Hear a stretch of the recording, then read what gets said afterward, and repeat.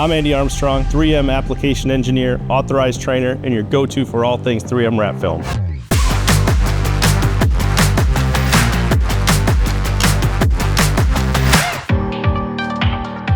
In this video, we're going to share some tips and tricks for wrapping roofs with 3M Wrap Film Series 2080.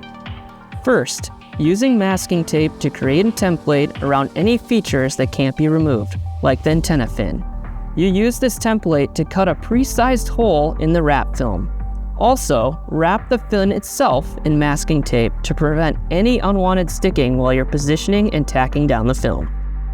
When cutting out the template for the fin, make sure to only cut through the film, not the adhesive liner underneath. Pull the material firmly in all directions to get rid of wrinkles before you start squeegeeing. Use heat when needed to relax the film. Squeegee the film flat, working from the center of the roof out towards the edges. Use 3M Finish Line Knifeless Tape to make all finishing cuts along the edge. Use a spare piece of liner and a hard edge squeegee to tuck the film down into body panel gaps. You can do all of the edge tucking with the clear protective film layer still on, making 3M wrap film the first of its kind in the industry. Always post-heat the film thoroughly after removing the clear protective film layer